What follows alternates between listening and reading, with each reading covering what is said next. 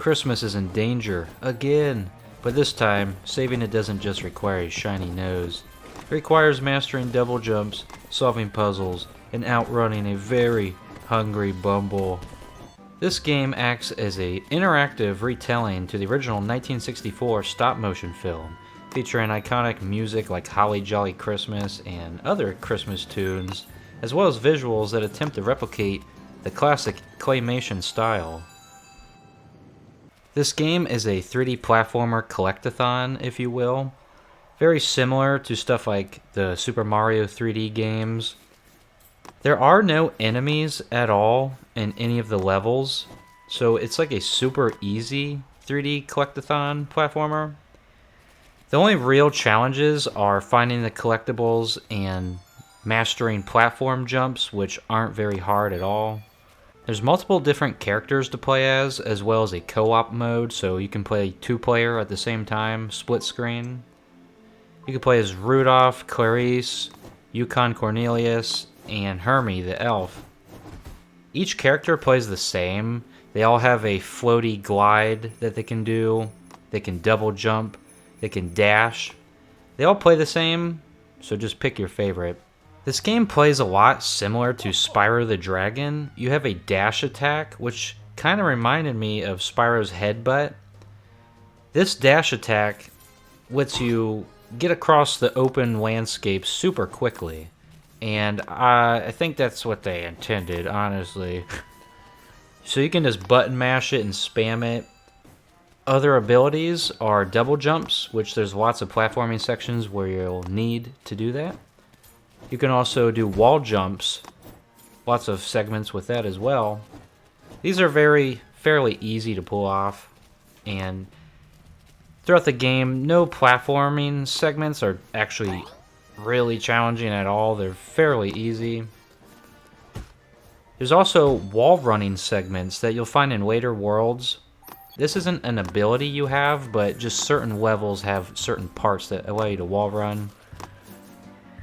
His moveset is very versatile on here. It's not just super simplistic, you have some depth to it. The main gameplay loop of this game is exploring these open worlds, which there's only 4 of, so it's a very short game. I will say World 2 is probably the biggest world out of all of them, the Island of Misfit Toys. This world is huge, where the other 3 worlds are kind of like small to medium-ish. You'll travel across these worlds and grab jingle bells, which are basically like power stars, if you will, if you play the 3D Mario platformers. There's a lot of jingle bells in each level. Usually there's like around 20 to 25. There is like a little checklist. If you open your map, you can see. There's also ornaments to collect. So you have the main collectible, the jingle bells, which are like power stars, and then you have ornaments. So think of these like blue coins on like Mario Sunshine, for example. You'll need both to 100% each level. I will say the ornaments, as far as I know, there's no way to keep track of how many you've grabbed. There's also a shop that sells like a jingle bell you can purchase. Similar to like Mario Odyssey, you can like buy power moons in the shops. But you can also buy hints as where the jingle bells are located, but not for the ornaments. So I think that's a big design flaw, that there's no real way to track the ornaments. There's many snow globes and reindeer races that you can take part in. The snow globes, there's one in each world just about. In the World 1 Christmas Town, they tell you to look inside the snow globe to enter it, I suppose, but they don't tell you how. And just from playing so many video games in my life, I instinctively clicked the right analog stick, and it lets you go first person. Which the game, as far as I remember, they don't tell you how to do that, but whatever. So I was like, how do I get in this, you know? And then I was Googling stuff, like, oh, maybe you gotta like find something to open it. No, you just go first person and look at it. The reindeer races, fairly easy. You just race a random reindeer and win. The snow globe challenges are pretty fun. They're like short little challenge levels, not too in-depth, you know. Very quick to complete. The graphics look fine. Nothing too crazy. They are very faithful to that classic claymation art style from the original film. It looks just like it.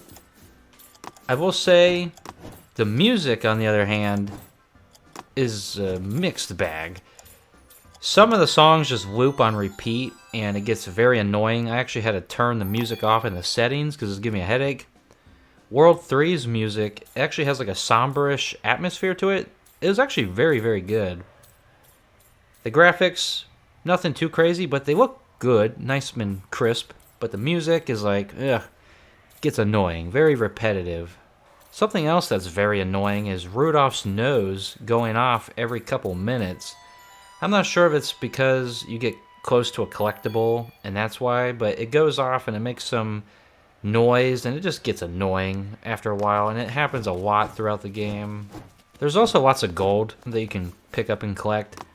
This is not very important at all, honestly. It's just for buying items or hints in the shop. It's everywhere, and it respawns if you die or if you re-enter an area in a level even. So, it's not like super important. Just think of it like coins in a Mario game.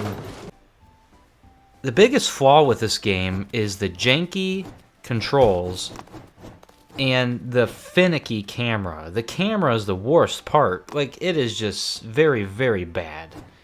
It's not like, I'd say on a scale 1 to 10 how bad it is. It's like a 7.5 to 8. It's just, if you're in like a tight spot, it can just flicker like crazy, you know? The camera is very bad.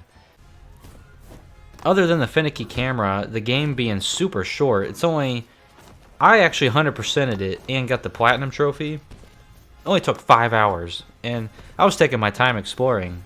It only took 5 hours. There's 4 worlds, lots of ornaments, and jingle bells to find. There's also boss fights against the Bumble. It's just him. Each boss fight is just him, but it's like a different variation to his moveset. They're not crazy. They're alright, you know, not challenging at all. Besides the bad camera, very short game, and no way to track the ornaments. It's a decent game. Would I replay this ever again? Probably not. It wasn't like super fun or addicting. It's just like, it honestly feels like an early 2000s like movie tie-in game, and I know this is like a movie tie-in game technically. But it just feels like an early 2000s platformer, like one of those like shovelware games. That's basically what it feels like. It's fun, and I love Rudolph. It's like my favorite Christmas movie, you know? But I believe this game was like $40, but it dropped down to $20, and that's when I bought it. So definitely don't pay full price for this. And hopefully, maybe you'll get an even better deal than $20. Play it if you want. Play it if you have like a kid or something, and you play co-op with them. Other than that, it's whatever. It's average, you know, nothing too crazy. I'll see you next time.